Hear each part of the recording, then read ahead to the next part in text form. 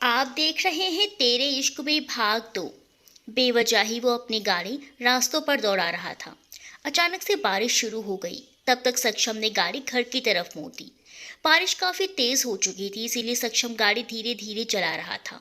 अचानक से कोई भागता हुआ उसकी गाड़ी के आगे आया।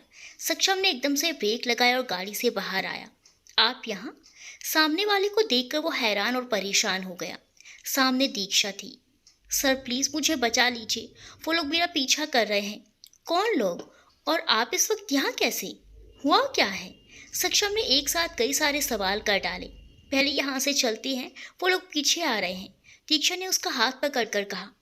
चलो बैठो गाड़ी में जल्दी। दीक्षा जल्दी से गाड़ी में बैठ गई और सक्षम ने गाड़ी स्टार्ट कर दी। बैक मिरर से सक्षम ने देखा कि 4 लोग थे। वो भागते हुए आ रहे थे। सक्षम ने गाड़ी की स्पीड बढ़ा दी तो वो लोग पीछे रह गए। ठीक तो है ना? सक्षम ने उससे सवाल किया। वो बहुत ज़्यादा डरी हुई थी, कुछ बोल भी नहीं रही थी, पूरी तरह से भीगी हुई थी और कांप रही थी। दीक्षा आप सही हैं? सक्षम ने दोबारा पूछा। उसके दोबारा पूछने पर दीक्षा ने अपनी गर्दन हाँ में हिला दी। फिर पूरे रास्ते दोनों में से कोई नहीं बोला। बीच बीच में सक्षम उसकी तरफ देख लेता था। सक्षम को गुस्सा आ रहा था उन चारों पर। उसका बस चलता तो जान से मार देता। दीक्षा का घर आ गया था तो सक्षम ने गाड़ी रोकी। दीक्षा आपका घर आ गया है क्या? उसने नजरें उठाई। आप बताएंगी वो लोग कौन थे और आप इतनी रात वहाँ क्या कर रही थी? सर आप मुझे शीना या रोशनी के घर छोड़ दीजिए, मैं आज रात यहाँ नहीं रहूँगी। नहीं नहीं, मैं किसी के घर कैसे जा सकती हूँ? उनके फैमिली वाले क्या कहेंगे? ऐसा करिए आप मुझे किसी मंदिर में छोड़ दीजिए। क्या हो गया है आपको? कैसे बहकी बहकी बातें कर रहे हैं? कुछ बता भी नहीं रही हैं। आप हुआ क्या है? मैं बिल्कुल ठीक हूँ, आप मुझे कहीं दूसरी जगह छोड़ दीजिए बस। मैं आज अकेली नहीं रहूँगी। वो अभी भी डरी हुई थी। ठीक है। सक्षम ने गाड़ी स्टार्ट कर दी। थोड़ी देर बाद गाड़ी रुकी तो दीक्षा ने चौंक कर देखा। ये आप कहाँ ले आए हैं मुझे? पहले आप गाड़ी से बाहर आइए। सक्षम के कहने पर वो बाहर निकली। ये मेरा घर है, ठाकुर मैंशन। आप यहाँ सेफ हैं और आपको डरने की कोई ज़रूरत नहीं है। चलिए। लेकिन मैं आपके घर कैसे आ सकती हूँ? वो परेशान हो रही थी। अपने इन्हीं पैरों से जिनसे आप कुछ देर पहले भाग रही थी। प्लीज़ आप मुझे मेरे घर छोड़ दें, मैं यहाँ नहीं रह सकती। देखिए दीक्षा, रात बहुत हो गई है और बारिश भी तेज़ है। आज की रात आप यहीं रह लीजिए, सुबह मैं आपको छोड़ दूंगा। लेकिन दीक्षा ने कुछ कहना चाहा। लेकिन वेकिन कुछ नहीं, आप जिद मत करिए, चलिए अंदर। सक्षम आगे चल दिया लेकिन वो वहीं खड़ी रही। सक्षम ने पलट कर देखा तो अभी भी वो वहीं खड़ी थी। वो लौट कर आया और उसका हाथ पकड़कर बोला, अंदर चलिए दीक्षा, यहाँ कब तक खड़ी रहेगी? उसके हाथ पकड़ने पर दीक्षा ने अपना हाथ छुड़ाने की कोशिश भी नहीं की और उसके साथ चुपचाप चल दी। आ गए? बहुत देर कर दिया आज आपने बेटा। उसके पापा गाड़ी की आवाज़ से अपने रूम से बाहर आ गए थे। दीक्षा को देखकर उन्होंने सक्षम के इशारे से पूछा, पापा ये मेरे दोस्त हैं, इनके घर पर काम चल रहा है तो आज की रात ये यहीं रहेंगी। बहुत अच्छा किया आपने जो बच्चे को साथ ले आए। तुम दोनों भीग गए हो, कपड़े चेंज कर लो, फिर खाना लगवाता हूँ तुम दोनों के लिए। बेटा सुनो, मैं आपको कुछ कपड़े दिखाता हूँ, जो समझ में आए पहन लेना। सक्षम की मम्मी के हैं। आइए मैं आपको कमरा दिखाता हूँ। दीक्षा उनके पीछे चल दी और सक्षम अपने रूम की तरफ बढ़ गया। वॉर्डरोब खोली, उसमें सब साड़ियाँ थी। वो परेशान हो गई, लेकिन कपड़े तो चेंज करने ही थे। उसने एक ऑफ वाइट कलर की साड़ी निकाली और चेंज कर लिया। ब्लाउज थोड़ा लूज था लेकिन काम चल रहा था। उसने अपने कपड़े सूखने डाल दिए और बेड के किनारे बैठ गई। सक्षम ने अपने पापा को सब बता दिया था। सुनकर वो बहुत दुखी हुए। अच्छा सुनो सक्षम, उसे महसूस मत होने देना कि हमें सब पता है। बेचारी बच्ची के साथ पता नहीं क्या हुआ है, काफ़ी डरी हुई भी लग रही है। बहुत देर हो गई है, उसे बुला लो, खाना लगवा दिया है। जी पापा मैं बुलाता हूँ। सक्षम कमरे में आया, देखा तो वो बैठी रो रही थी। दीक्षा चलिए खाना खा लीजिए, बहुत देर हो गई है। उसके बोलने पर दीक्षा ने जल्दी से अपनी आंखें साफ की और उठ खड़ी हुई। सक्षम उसे देखता रह गया। ऑफ वाइट कलर की साड़ी में वो बहुत मासूम लग रही थी और उसकी आंखें रोने की वजह से लाल हो रही थी। बाल अभी भी भीगे हुए थे। आप खा लीजिए, हमारा मन नहीं है। दीक्षा के कहने पर सक्षम संभला। खाना तो आपको खाना पड़ेगा, क्योंकि हम अपने किसी भी मेहमान को भूखा नहीं सुलाते हैं और भूखा सोना अच्छी बात नहीं है। चलिए आप। सक्षम के पापा ने कहा, जो सब सुन रहे थे। उनके कहने पर वो डाइनिंग टेबल पर आ गई। बहुत थोड़ा सा उसने अपनी प्लेट में खाना डाला और धीरे धीरे खाने लगी। आपका नाम क्या है बेटा? सक्षम के पापा ने पूछा। जी दीक्षा, वो धीरे से बोली। बहुत प्यारा नाम है, बिल्कुल आपकी तरह। अच्छा, आप दोनों खाना खाइए, अब मैं चलता हूँ। और सक्षम, दीक्षा को रूम दिखा देना, कहकर वो चले गए। खाना खत्म होने के बाद दीक्षा चुपचाप बैठी रही। आप कॉफ़ी पियेंगी? सक्षम ने पूछा। उसने हाँ में गर्दन हिला दी। थोड़ी देर में सक्षम कॉफ़ी बना लाया। ये रही कॉफ़ी। पता नहीं कैसी बनी होगी, आपकी कॉफ़ी की तरह तो बिल्कुल भी नहीं होगी, लेकिन आप काम चला सकती हैं। उसके बोलने पर दीक्षा मुस्कुरा दी। चलिए, शुक्र है आप मुस्कुराई तो सही। कॉफ़ी अच्छी बनी है, दीक्षा ने धीरे से कहा। Thank you. चलिए आपको रूम दिखा दूँ। कॉफ़ी खत्म होने के बाद सक्षम उससे कहा तो वो उठ खड़ी हुई। दीक्षा रूम में आकर लेट गई और सोने की कोशिश करने लगी। जल्दी ही उसे नींद आ गई। सुबह उसने अपने कपड़े चेंज किए और बाहर आई। गुड मॉर्निंग बेटा। सक्षम के पापा बाहर ही बैठे हुए थे। Good morning uncle. वो उनके पास आकर बैठ गई। रात नींद अच्छे से आई आपको? जी अंकल। अब मैं चलती हूँ, मुझे बहुत से काम हैं। अभी आप कहाँ चली? नाश्ता बन चुका है और सक्षम तैयार हो रहा है। आप बिना नाश्ता किए नहीं जाएंगी। टेबल पर नाश्ता लग चुका था, सक्षम भी तैयार होकर आ गया था। दीक्षा बेटा, एक बात कहें आपसे? जी अंकल, कहिए। हमने सुना है आप कॉफ़ी बहुत अच्छी बनाती हैं और कॉफ़ी हमारी कमज़ोरी है। क्या आज आप हमारे लिए एक कप कॉफ़ी बना देंगी? जी अंकल, ज़रूर बनाऊंगी आपके लिए। वो उठ खड़ी हुई। किचन उस तरफ है, उन्होंने इशारा किया। दीक्षा किचन की तरफ चल दी। दीक्षा, एक कप मेरे लिए भी प्लीज़। पीछे से सक्षम ने आवाज़ लगाई। दीक्षा थोड़ी देर में कॉफ़ी बना लाई। आह, क्या कॉफ़ी है! बिल्कुल इसी तरह आपकी आंटी बनाती थी। सिर्फ उनके हाथ की कॉफ़ी पसंद थी हमें, लेकिन आज ये कॉफ़ी पीकर उनकी याद आ गई। वो थोड़े से उदास हो गए। दीक्षा को अच्छा नहीं लगा उनका उदास होना। अंकल जी, आप चिंता मत कीजिए। जब भी आपका कॉफ़ी पीने का मन करे आप हमें बता देना, हम खुद आ जाएंगे आपके लिए कॉफ़ी बनाने। दीक्षा ने अंकल का हाथ पकड़ते हुए कहा। थैंक यू बेटा। देखा सक्षम, बेटियां होने के कितने फ़ायदे हैं। जी पापा, बिल्कुल सही कहा आपने। लेकिन दीक्षा बच्चे, हम आपको बुलाएंगे कैसे? हमारे पास तो आपका कोई कांटेक्ट नंबर भी नहीं है। मैं आपको बता देती हूँ, आप सेव कर लीजिए। जब भी आपका मन करे आप मुझे बुला लीजिए। दीक्षा ने जो नंबर बोला उन्होंने सेव कर लिया। उनके साथ साथ किसी और ने भी अपने दिमाग में सेव कर लिया। अच्छा अंकल, अब चलते हैं। दीक्षा चलने को तैयार थी। जाओ सक्षम, दीक्षा को छोड़ देना। और सुनो बेटा, कभी कभी आते रहना। अच्छा लगा तुम आई तो। उन्होंने दीक्षा के सर पर हाथ रखा तो उसकी आंखों में आंसू आ गए। चले अब, सक्षम ने कहा तो उसने अपनी गर्दन हिला दी। आपके पापा बहुत अच्छे हैं, लगा ही नहीं कि उनसे पहली बार मिली हूँ। दीक्षा ने गाड़ी में बैठने के बाद कहा। अभी तो आप उनसे पहली बार मिली हैं, 2-4 बार मिलिए, फिर देखिए आप परेशान हो जाएंगी। नहीं, ऐसी कोई बात नहीं है, वो बोली। अच्छा ये बताए कि कल रात वो कौन थे जो आपका पीछा कर रहे थे? सक्षम के पूछने पर वो चुप हो गई। अगर आप नहीं बताना चाहती तो कोई बात नहीं, और वैसे भी हमारा कोई रिश्ता तो है नहीं। सॉरी, पर प्लीज़ सर, आप मुझे शर्मिंदा मत कीजिए। अगर कल आप नहीं होते तो पता नहीं क्या हो जाता। मैं तो आपको थैंक यू भी नहीं बोल पाई। थैंक यू की कोई ज़रूरत नहीं है, बस आप ठीक हैं, आपको कुछ नहीं हुआ, इतना बहुत है। कल मुझे कुछ ज़रूरी काम से उधर जाना पड़ा, लौटते हुए देर हो गई। कोई ऑटो नहीं मिला और जो ऑटो मिला वो भरा हुआ होता था। मैं पैदल ही चलने लगी। पीछे से ये लोग आ गए, एक ऑटो में थे। मुझे बैठने को पूछा तो मुझे सही नहीं लगा, मैंने मना कर दिया। बस फिर उन सब ने मुझे परेशान करना शुरू कर दिया, ज़बरदस्ती ऑटो में बैठाने लगे। मैं समझ गई कि कुछ गलत होने वाला है और फिर मैंने भागना शुरू कर दिया और आगे आप मिल गए। आंखों में आंसू थे। एक पल को सक्षम के दिल को कुछ हुआ। उनकी इतनी हिम्मत! सक्षम को गुस्सा आ गया। आपने उस वक्त क्यों नहीं बताया? उन जैसे लोगों को अच्छा सबक मिलना चाहिए था। आप अकेले थे और वो 4। मैं नहीं चाहती थी कि मेरी वजह से आपको कुछ हो, और उस वक्त मेरे दिमाग में जो आया वही किया। दीक्षा, आप अपना ख्याल रखा करें और कॉर्नर टाइम से बंद कर दिया करें। टाइम से ही करती हूँ, जल्दी करते करते भी देर हो जाती है। ये लीजिए, आपका घर आ गया। सक्षम ने गाड़ी रोकी। Thank you so much. आपकी वजह से आज मैं यहाँ सही सलामत खड़ी हूँ। आप बस अपना ख्याल रखें। सुनिए, वो जाने लगा तो दीक्षा ने आवाज़ लगाई। जी कहिए। वो पलटकर उसके पास आया। दीक्षा कुछ कहती इससे पहले ही सक्षम का फ़ोन बजने लगा। जिया कॉलिंग। दीक्षा ने देखा तो वो चुप हो गई। कुछ कह रही हैं आप? उसने दीक्षा से पूछा। नहीं कुछ नहीं, कहकर वो अपने घर में चली गई। अजीब लड़की है, पहले खुद आवाज लगाती है फिर कुछ बोलती नहीं। हेलो। सक्षम ने इधर फोन उठाया। इधर दीक्षा घर आकर बैठ गई और सोचने लगी, ये सक्षम और उसके पापा कितने अच्छे हैं। सक्षम ने मेरी कितनी हेल्प की। अगर कल सक्षम सही टाइम पर नहीं आता तो न जाने क्या होता।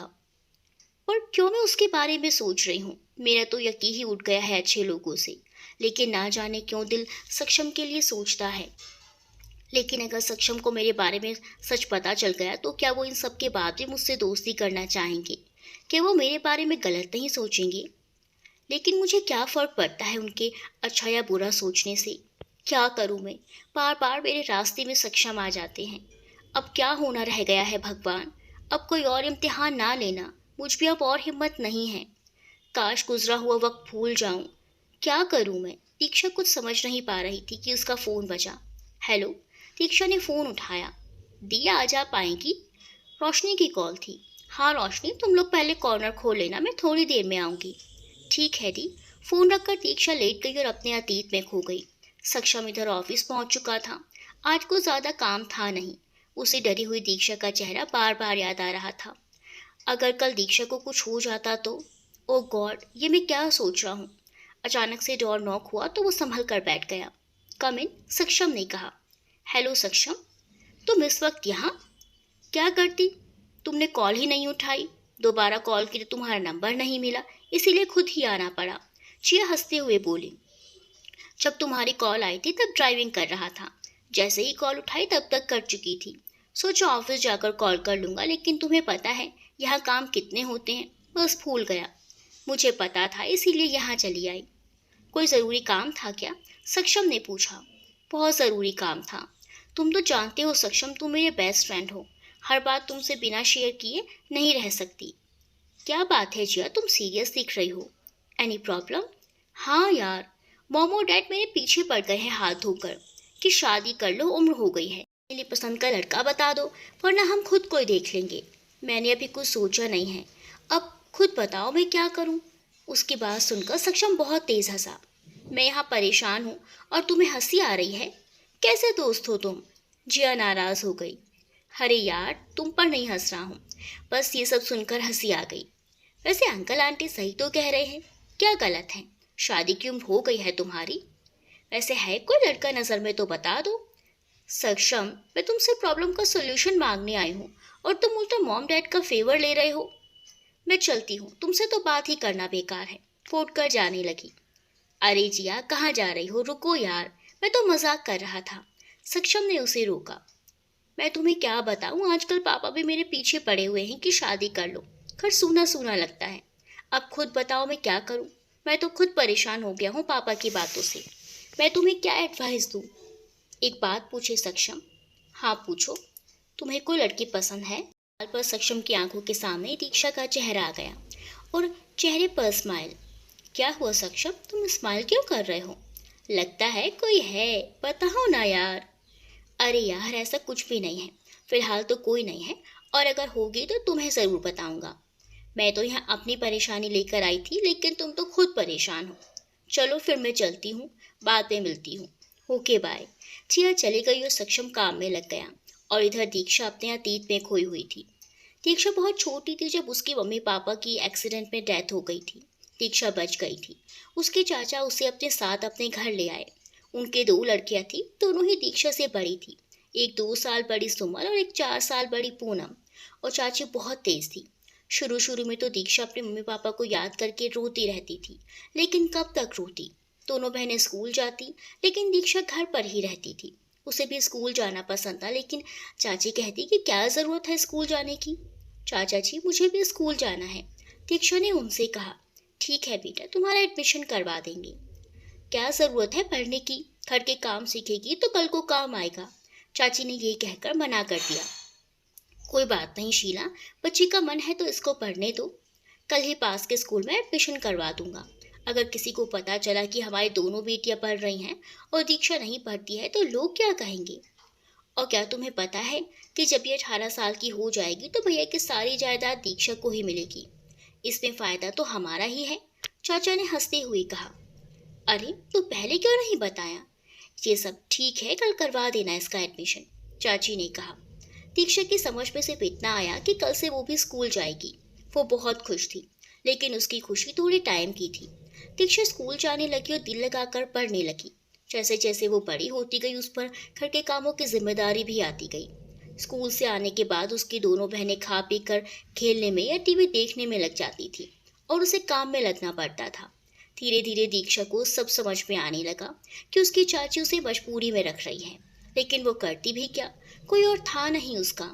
चाची बड़े प्यार से काम निकलवाया करती थी उससे और अपने बेटियों को आराम करने दिया करती थी। उसे दोनों के पुराने कपड़े मिला करते थे। वो फिर भी खुश थी ये सोचकर कि कम से कम स्कूल तो जाती है। धीरे धीरे वक्त गुजरता गया, दीक्षा बड़ी हो गई और घर का सारा काम अब दीक्षा ही करती थी। एक दिन बड़ी बहन पूनम का रिश्ता आया। दीक्षा जल्दी जल्दी सारा काम निपटा, मेहमान कभी भी आ जाएंगे। जी चाची, जी बस हो गया। वो जल्दी जल्दी हाथ चला रही थी। और पूनम, तू जल्दी से तैयार हो जा। अरे मम्मी, बस 2 मिनट लगेंगे, मुझे जा रही हूँ। लड़के वाले आ चुके थे। पूनम तैयार होकर आ चुकी थी। अरे बहन जी, ये समोसे लीजिए ना, पूनम ने बनाए हैं। बहुत अच्छा खाना बनाती है मेरी पूनम। घर के सारे काम आते हैं इसे। पूरा घर संभाल रखा है मेरी पूनम ने। लाखों में एक है मेरी बेटी। चाची पूनम की झूठी तारीफ किए जा रही थी। सारी बातें लगभग तय होने वाली थी। अचानक दीक्षा वहां आ गई। उसे देखते ही लड़के की माँ और लड़का एकदम हैरान हो गए। ये लड़की कौन है बहन जी? लड़के की माँ ने पूछा। ये मेरी जेठानी की लड़की है। बचपन में भैया भाभी की डेथ हो गई थी, तब से हमने ही पाला है इसे। वो अपनी पढ़ाई करते हुए बोली। बहुत ही खूबसूरत बच्ची है। क्या नाम है बेटा आपका? उन्होंने पूछा। जी दीक्षा। बहुत खूबसूरत नाम है। क्या करती हो?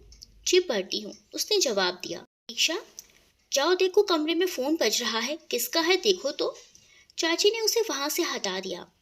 हाँ बहन जी, तो अब क्या कह रही थी? हमें दीक्षा बहुत पसंद आई।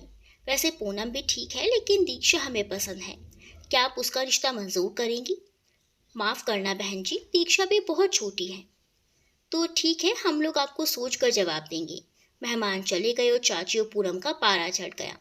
दीक्षा, क्या जरूरत है तुझे वहां आने की? चाची ने कहा। तेरी वजह से आज पूनम का रिश्ता नहीं हुआ। दोबारा जब कोई मेहमान आए तो अपनी मनहूस शक्ल मत दिखाना। मेरी बच्ची का दिल तोड़ दिया। पूनम ने भी खूब सुनाया दीक्षा को। बेचारी दीक्षा को समझ ही नहीं आया कि उसने ऐसा क्या किया है। वो कमरे में जाकर रोने लगी। मम्मी पापा, आप कहाँ चले गए? आप मुझे अकेले छोड़कर चले गए। यहाँ सब मेरे साथ कैसा करते हैं? इससे अच्छा तो भगवान आपके साथ मुझे भी बुला लेते। वो रो रही थी। अचानक दीक्षा का फोन बजा तो वो अपने अतीत से बाहर आई। देखा तो अनजान नंबर था। हेलो। दीक्षा ने फोन उठाया। उधर से कोई बोला नहीं। दीक्षा ने 2-3 बार हेलो हेलो बोला। जब उधर से कोई नहीं बोला तो दीक्षा ने फोन काट दिया। दोबारा फिर फोन बजा। उसने फोन उठाया, फिर उधर से कोई नहीं बोला। जब कुछ बोलना ही नहीं है तो फोन क्यों किया?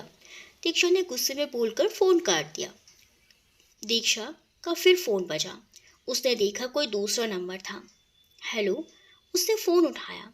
हेलो दीक्षा बच्चे, मैं अंकल बोल रहा हूँ, सक्षम का पापा। नमस्ते अंकल, कैसे हैं आप? मैं ठीक हूँ, तुम कैसी हो बेटा? ठीक हूँ अंकल। तुम चली गई हो तो घर खाली सा लग रहा है। मन नहीं लग रहा है, इसीलिए तुम्हें फ़ोन कर दिया। कहीं तुम्हें डिस्टर्ब तो नहीं किया? नहीं अंकल, मैं तो बस बैठी थी।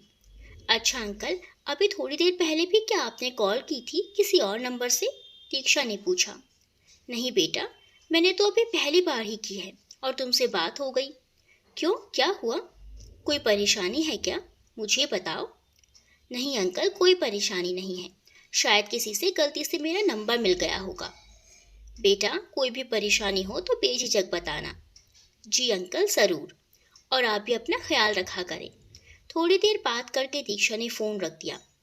एक ये अंकल हैं जिनसे मेरा कोई रिश्ता नहीं है, और एक वो सब थे जिन लोगों को मेरा ख्याल रखना चाहिए था। उन्होंने तो जीने की वजह ही छीन ली। वो फिर से सोचते सोचते अतीत में चली गई थी। पूनम का रिश्ता जब से टूटा था, सारा इल्ज़ाम दीक्षा पर आ गया था। अब तो चाची ने अच्छी तरह से उसे परेशान करना शुरू कर दिया था। और पूनम तो अपना गुस्सा हर वक्त निकालती रहती थी। गलती कोई भी करे, सज़ा सिर्फ दीक्षा के हिस्से में ही आती थी। एक दिन सब खाना खा रहे थे तो दाल में नमक ज़रूरत से ज़्यादा था। चाची ने आवाज़ लगाई। दीक्षा, इधर आ। क्या हुआ चाची जी? चाची जी की बच्ची, जरा दाल खाकर देख, क्या जहर बनाया है। उसने दाल चखी तो तुरंत थूक दी। नमक बहुत तेज था। क्या हुआ, तुझसे खाई नहीं जा रही है और हमें खिलाकर क्या मारने का इरादा है? चाची ने दाल का डोंगा पटक दिया। लेकिन चाची जी, जब मैंने दाल बनाकर टेस्ट की थी तब नमक सही था। उसने सफाई देनी चाहिए। इसका मतलब ये है कि किसी ने जानबूझकर दाल में नमक डाला है? उन्होंने आंखें दिखाई। नहीं चाची जी, मेरे कहने का वो मतलब नहीं था। दीक्षा की आंखों में आंसू आ गए थे। अब ड्रामा करने की कोई जरूरत नहीं है। आज की तेरी सजा है कि तुझे आज रात खाना नहीं मिलेगा। जा, जाकर अपना काम कर। शीला छोड़ दो भी, बच्ची है, हो गई होगी गलती, चाचा ने कहा। ऐसा है, तुम्हें बीच में बोलने की कोई जरूरत नहीं है। तुमने ही इसे अपने सर पर चढ़ा रखा है। अब क्या यहाँ मेरी शक्ल देखती रहोगी? जाओ यहाँ से। दीक्षा रोती हुई भाग गई। पूनम ने अपनी माँ की तरफ देखा और एक दूसरे को देखकर मुस्कुराई। दाल में नमक पूनम ने डाला था, जानबूझकर उसे परेशान जो करना था। मैंने क्या किया है भगवान, जो इतनी सजा मुझे मिल रही है? काश मम्मी आप यहाँ होती तो देखती आपकी दीक्षा पल पर मर रही है। हे भगवान, आप मुझे मम्मी पापा के पास भेज दीजिए। वो जोर जोर से रो रही थी। शीला, तुमको ज्यादा कर रही हो बच्ची के साथ। अच्छा जी, बड़ा तरस आ रहा है अपनी भतीजी पर। उसकी वजह से मेरी पूनम का रिश्ता नहीं हो पाया। लेकिन उसमें उस बच्ची की क्या गलती थी? आप चुप रहिए, इन सब बातों में आप ना पड़े और अपना काम देखें। बेचारे चाचा चुपचाप वहां से चले गए। अब तो ये रोज का ड्रामा हो गया था। कुछ न कुछ गलती होती थी और दीक्षा के ऊपर इल्जाम आता था। एक दिन तो चाची जी ने हद ही कर दी और दीक्षा के थप्पड़ लगा दिया। शीला, तुम पागल हो गई हो। अगर इसी तरह करोगी तो मैं अपने भैया को ऊपर जाके क्या जवाब दूंगा? कम से कम ये तो सोचो कि कुछ दिन बाद वो 18 की हो जाएगी। जब तक उसके साइन नहीं होंगे कुछ पैसा नहीं मिलेगा। ठीक है, वो अपना मुंह बना के चली गई। दीक्षा बेटा, चाचा जी उसके पास आए। बेटा मुझे माफ़ कर दे, तेरी चाची मेरी सुनती नहीं है, मैं कुछ नहीं कर पाता। वो अपने हाथ जोड़ने लगे। नहीं चाचा जी, आप माफ़ी मत मांगिए, मुझे आपसे कोई शिकायत नहीं है। मैं जानती हूँ आप मेरा बुरा नहीं चाहते। दीक्षा के 18 साल पूरा होने तक चाची चुप रही। सुनो जी, अब पेपर साइन कराओ, फिर जल्दी से हम अमीर हो जाएंगे। हाँ, आज वकील पेपर लेकर आएंगे, लेकिन तुम ज़रा चुप ही रहना। ठीक है। वकील आ गए तो चाची जी सबसे पहले आकर बैठी। क्या लेंगे आप वकील साहब, चाय या ठंडा? वो बड़े प्यार से बोली। कुछ नहीं, मैं बस ज़रूरी बात बताने आया था। आप दीक्षा को बुला लीजिए। तब तक दीक्षा भी आ गई। देखो बेटा, अब आप बड़ी हो गई हो और समझदार भी, सब कुछ समझ सकती हो। तुम्हारे पापा कुछ प्रॉपर्टी छोड़कर गए थे, लेकिन बाद में पता चला कि उस पर लोन था, तो सारी प्रॉपर्टी बिक गई। अगर कुछ बचा है तो वो है घर। ये रहे इसके पेपर्स। आपकी अमानत आपके पास देकर अब मैं फ्री हुआ। मुझे पता है आपके चाचा चाची बहुत अच्छे हैं, आपका बहुत ख्याल रखते हैं। अक्सर आपके चाचा जी से बात हो जाती है। लो अब मैं चलता हूँ। वकील के जाने के बाद चाचा चाची को कमरे में लेकर गई। तुम तो बोल रहे थे कि बहुत जायदाद है, पर ये तो सिर्फ एक मकान है, वो भी दीक्षा के नाम पर। इतने साल इसे पाला, हमें क्या मिला? कैसी बातें करती हो शीला? मुझे क्या पता था कि भाई साहब ने कर्जा ले रखा था। कोई बात नहीं, चलो, इस घर को तो मैं ही लूंगी। वैसे भी घर का इस लड़की ने करना ही क्या है? इस घर को बेचकर जो रुपया मिलेगा उसी से खुश हो जाएंगे। चाचा जी उनकी शक्ल देखते रह गए।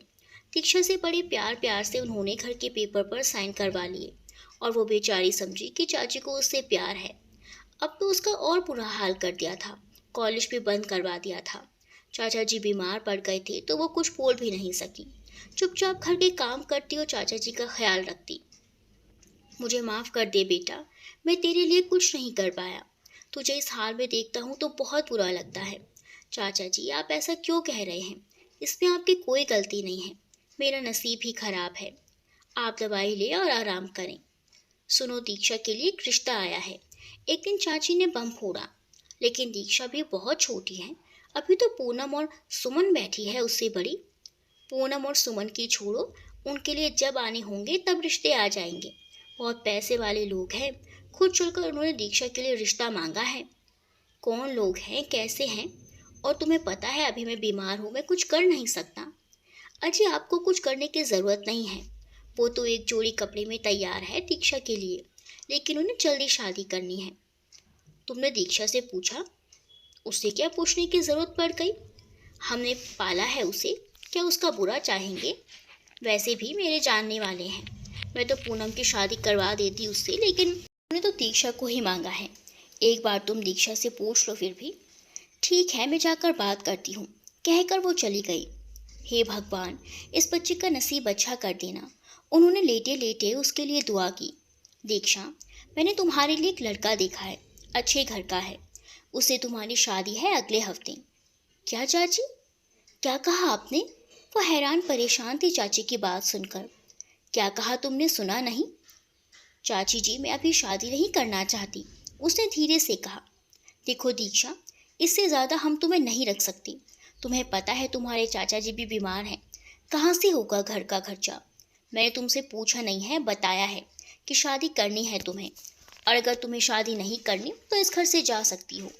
वो अपना फैसला सुनाकर चली गई और दीक्षा रोने लगी। मैं कहाँ जाऊँगी, मेरा तो इन सब के सिवा कोई भी नहीं है। हे भगवान, मैं अपनी किस्मत का फैसला आप पर छोड़ती हूँ। अब जो भी होगा आपकी मर्जी मानकर मैं उसे मान लूँगी। शायद यही मेरी किस्मत में लिखा है। पहले भी कम बोलती थी और अब तो बिल्कुल खामोश हो गई थी। उसे नहीं पता था कि क्या हो रहा है। कल उसकी शादी थी, उसे मेहंदी लगाई गई, लेकिन किसके नाम की उसे नहीं पता। वो तो बस रोबोट की तरह करती गई। शादी कब हुई, कैसे हुई, किससे हुई, कुछ नहीं पता। ना ही उसने नज़र उठाकर लड़के को देखा। खामोशी से सब करती रही। जाते समय वो चाचा जी से मिलकर बहुत रोई। बेटा, मुझे माफ़ कर देना, मैं मजबूर हूँ, कुछ नहीं कर पाया। तू जहाँ भी रहे बस खुश रहे, और अपने चाचा को माफ़ कर देना। चाची तो खुशी से पागल हो रही थी कि चलो बला टली। अच्छा है मुसीबत घर से गई और जाते जाते हमारा फ़ायदा करा कर गई। शीला, तुम्हारा क्या फ़ायदा हुआ? चाचा जी पीछे खड़े थे। अरे कुछ नहीं, बस ऐसे ही। अब आराम से अपने दोनों बेटियों के हाथ भी ले करूँगी। जाइए अब जाकर आराम कीजिए। इधर दीक्षा अपने नए घर यानी अपने ससुराल पहुंची। बहुत बड़ा घर था।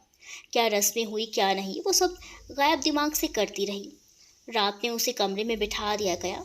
उसने कमरा देखा, बहुत बड़ा और खूबसूरत कमरा था। ज़रूरत की हर चीज़ मौजूद थी वहाँ। पता नहीं ये लोग कैसे होंगे और वो कैसे होंगे जिसके साथ हमारी किस्मत लिख दी गई है। वो सोच ही रही थी कि दरवाज़ा खुला और कोई अंदर आया। वो पास आकर बैठ गया। उसने दीक्षा का घूंघट उठाया। ज़्यादा खूबसूरत है तू। अचानक ही दीक्षा ने नजरें उठाई और हैरान रह गई। वो एक 45 साल का आदमी था। उसने शराब पी रखी थी। ऐसे क्या देख रही है, चल आजा। उसने दीक्षा को अपनी तरफ खींचा। दीक्षा ने अपना हाथ छुड़ाया। ऐसे क्या नखरे कर रही है, तुझे पैसे देकर खरीदा है मैंने, पूरे 5 लाख दिए हैं। दीक्षा हैरानी से उसे देख रही थी। उसे अपने कानों पर यकीन ही नहीं हुआ। आप झूठ बोल रहे हैं ना? मैं क्यों झूठ बोलूँगा? तेरी चाची ने पैसे के बदले तुझे बेचा है और मैंने खरीदा है। बस फर्क ये है कि तुझसे शादी की है। और बता दूं कि मेरी पहले भी 2 शादियां हो चुकी है, तो तीसरी है। पहले की दोनों भाग गई, अब तू मत भागना। चल आजा। उसने दीक्षा का हाथ पकड़ना चाहा तो दीक्षा दूर हो गई। देखिए आप मेरे पास मत आइए, ठीक नहीं होगा। हमें नहीं पता था आपके बारे में कुछ भी। वो डरते हुए बोली। ज़्यादा नखरे करेगी तो तेरा ही नुकसान होगा। प्यार से बात मान ले मेरी, दूर रहिए हमसे। वो चिल्लाई। ड्रामा करती है तू, अभी बताता हूँ तुझे। उसने दीक्षा को थप्पड़ मारा। चल अब मान ले मेरी बात, वरना तुझे बहुत बुरा होगा। प्लीज़ मुझे छोड़ दीजिए। वो हाथ जोड़कर खड़ी थी।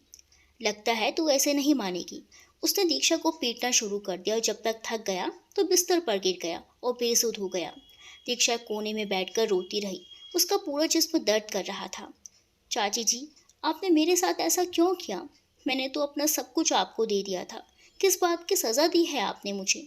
इससे अच्छा तो मैं घर से चली जाती। अब क्या करूं? वो रोती रही और रात भर दर्द से कराहती रही। जैसे ही सुबह हुई दरवाज़ा नॉक हुआ। उसने दरवाज़ा खोला, सामने 2 औरतें खड़ी थी। लगता है तुमने रात कपिल की बात नहीं मानी, तभी तेरे चेहरे पर ये निशान दिख रहे हैं। इतनी खूबसूरत है, क्यों अपनी खूबसूरती खराब करना चाहती हैं? मेरे बेटे की बात मान ले, नहीं तो तेरे साथ रोज यही होगा। हट सामने से। वो दोनों अंदर आई और उसे जगाने लगी। बेटा उठ जा, सुबह हो गई, चल नाश्ता कर ले। उठता हूँ माँ। वो उठकर बैठ गया। समझा ले, मेरी बात मान ले, नहीं तो खुद जिम्मेदार होगी। उसने अपनी माँ से कहा। वो सब चले गए और दीक्षा ने दरवाज़ा बंद कर लिया और खूब रोई। फिर तो ये सब रोज़ होने लगा। वो शराब पीकर आता, उसे मारता और थक कर सो जाता। वो रोटी पीटती लेकिन उसे पास नहीं आने देती थी। मैं मर जाऊंगी लेकिन कभी भी तुम मुझे नहीं पा सकते। एक दिन वो बिना बताए अपने चाचा के घर चली गई। कैसी है बेटा? चाचा ने पूछा। मैं अच्छी हूँ, आप अभी तक सही नहीं हुए? आप दवाई नहीं खा रही क्या चाचा? दवाई तो रोज़ खाता हूँ लेकिन लगता है लगती ही नहीं दवाई भी। तो खुश तो है ना वहाँ? मैं बहुत खुश हूँ चाचा जी, आप फिक्र ना करें। मैं चाची से मिल लूँ? बोलकर वो सीधा अपनी चाची के कमरे में गई और सीधा सवाल किया। मेरे साथ क्यों किया? क्या दुश्मनी थी आपकी मुझसे? बताए, ऐसा तो कोई दुश्मन के साथ भी नहीं करता। कुछ रुपयों के लिए आपने मेरी ज़िंदगी बर्बाद कर दी। आपसे शिकायत भी क्या करूं, क्योंकि आप कभी भी नहीं समझोगी। लेकिन जिस दिन आपकी दोनों बेटियों के साथ ऐसा होगा उस दिन आपको समझ आएगा। मैं आज आखिरी बार यहाँ आई हूँ, अब कभी भी नहीं आऊँगी। वो कहकर बाहर निकल गई लेकिन चाचा उसकी सारी बातें सुन चुके थे। शीला, तुमने उस बच्ची के साथ इतना गलत क्यों किया? क्या तुम्हें ऊपर वाले से डर नहीं लगता? देखना एक दिन वही लौट कर आएगा जो तुमने दिया है। वो उन्हें सुनाकर चले गए और चाची अपना सर झटक कर रह गई। 6 महीने गुजर गए दीक्षा को सहते सहते, लेकिन वो टस से मस नहीं हुई। ऐसा है, तेरा ड्रामा देख देख कर मैं थक गया हूँ। मुझे तो ये लगता है कि तेरा बाहर कोई चक्कर चल रहा होगा, तभी तो मुझे हाथ नहीं लगाने देती। लेकिन आज तो मैं अपने मन की करके रहूंगा। देखता हूँ कौन बचाता है तुझे। उसने दीक्षा को खींचकर बेड पर धक्का दे दिया और खुद उसके पास आ गया। मुझे छोड़ दो प्लीज। दीक्षा गिड़गिड़ा रही थी लेकिन उस पर कोई असर नहीं हो रहा था। अचानक दीक्षा के हाथ में टेबल लैंप आ गया और उसने कपिल के सर में दे मारा। वो बहुत जोर से चीखा। वो डर गई और इससे पहले पकड़ी जाती घर से निकलकर भाग गई। वो पुलिस स्टेशन पहुंची। उसने पुलिस को सब बता दिया। पुलिस वाली लेडी थी और नेचर की अच्छी थी। बोली, तू घबरा मत, चल मेरे साथ। वो उसके साथ घर आई। देखा तो कपिल के सर में बैंडेज बंधी हुई थी। आ गई तू? अब क्या मेरे बेटे की जान लेकर रहेगी? देखिए माँ जी, आपके बेटे ने भी तो गलत किया ना इस बच्ची के साथ। धोखे से शादी की और इसको कितनी बुरी तरह मारता है। आपने निशान देखे हैं इसके शरीर पर? हमने कोई गलत नहीं किया, ना ही धोखे से शादी की है। इसकी चाची को सब पता था और उसने पैसे लिए थे। लेकिन इस बच्ची के साथ तो गलत हुआ ना। अगर इस बार किसी ने इसे हाथ लगाया तो मुझसे बुरा कोई नहीं होगा। वो इंस्पेक्टर वार्निंग देकर चली गई थी। देखो लड़की, बहुत हो गया, अब तुम इस घर में नहीं रह सकती। आज तुमने हमारे बेटे को इतनी गहरी चोट दी है, कल क्या पता जान से मार दो। चली जाओ यहाँ से। और सुनो, तलाक के पेपर कल मिल जाएंगे तुम्हें। तुमसे हमारा कोई वास्ता नहीं है अब। लेकिन मैं कहाँ जाऊँगी माँ जी? दीक्षा रोने लगी। हम नहीं जानते कि कहाँ जाओगी कहाँ नहीं, बस अब तुम निकलो यहाँ से। दीक्षा करती भी क्या, वो चुपचाप वहाँ से निकल गई और एक मंदिर में आकर बैठ गई।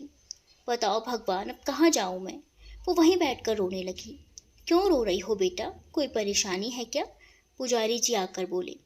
पुजारी जी, मेरा इस दुनिया में कोई भी नहीं है। भगवान से यही पूछ रही थी कि कहाँ जाऊँ। जिसका कोई नहीं होता उसका ऊपर वाला होता है। आज से तुम यहीं रहना मंदिर में। एक कमरा है यहाँ, वहीं रह लेना। दीक्षा को समझ नहीं आया कि यकीन करे या ना करे, लेकिन कोई और रास्ता भी नहीं था उसके पास। वो मंदिर के काम में पुजारी जी की मदद करती और वहाँ रहने लगी। तुम्हारे साथ बहुत गलत हुआ है बेटा, लेकिन तुम माता रानी पर भरोसा रखना, सब सही हो जाएगा। तुम्हारी जिंदगी में भी कोई अच्छा इंसान आएगा। धीरे धीरे वक्त गुजरने लगा। दीक्षा का तलाक भी हो गया और अब उसके पास पैसे भी जुट गए थे। तो एक दिन उसने बाबा से कहा, मैं कुछ काम करना चाहती हूँ। क्या काम करना है बेटा? पापा, मैं एक छोटा सा फूड कॉर्नर खोलना चाहती हूँ। बेटा, तू जो करना चाहती है, जो मुझसे होगा मैं करूँगा। तेरे अलावा इस दुनिया में मेरा कोई नहीं है। थोड़े पैसे बाबा ने दिए, कुछ उसके पास थे, तो बस इस तरह खुल गया दीक्षा फूड कॉर्नर। कुछ दिन बाबा बीमार हो गए, तब दीक्षा ने उनकी बहुत सेवा की, लेकिन वो बच नहीं पाए और इस तरह दीक्षा फिर से अकेली हो गई। उसने दूसरी जगह कमरा ले लिया और अपना सारा ध्यान फूड कॉर्नर पर देने लगी। शुरू शुरू में दिक्कत आई, फिर उसका काम सेट हो गया। उसने मदद के लिए रोशनी और शीना को रख लिया, वो भी गरीब घर की थी। एक दिन वो बाजार से कुछ सामान ले रही थी कि उसे उसकी चाची मिल गई। दीक्षा ने अनदेखा कर दिया, लेकिन चाची उसके पास आ गई। बोली, दीक्षा मुझे माफ़ कर दे बेटा, मैंने तेरे साथ बहुत गलत किया, इसकी सज़ा मुझे मिल रही है, मुझे माफ़ कर दे। देखिए, मैं आपको नहीं जानती, रास्ता छोड़िए मेरा।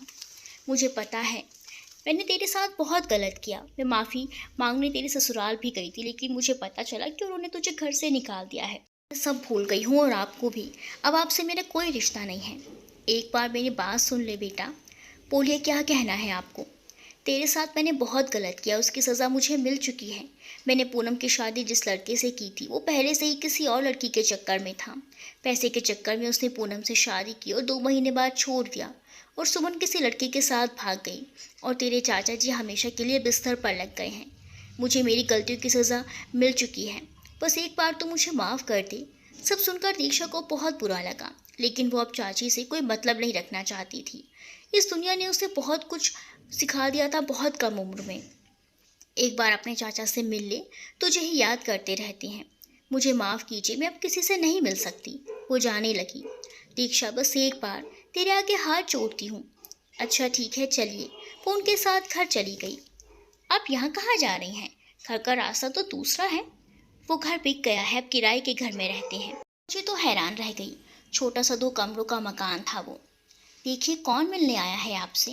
दीक्षा, उसके चाचा ने आवाज़ लगाई। वो उनके पास आई। आपको कैसे पता कि मैं हूँ? मैं मरने से पहले बस यही चाहता था कि तुझसे एक बार मिल लूँ, माफ़ी मांग लूँ, बस फिर मौत आ जाए। कैसे बात कर रहे हैं आप? सब ठीक हो जाएगा, फिक्र मत कीजिए चाचा जी। आप इनका इलाज नहीं करवा रही क्या? पैसे कहाँ से आए? पूनम नौकरी करती है, जो पैसे आते हैं उनसे घर का किराया और सामान आ जाता है। कहाँ से लाऊं उनकी दवाइयाँ? वो रोने लगी। आप चिंता मत कीजिए, मैं हर महीने पैसे भिजवा दिया करूँगी। To be continued.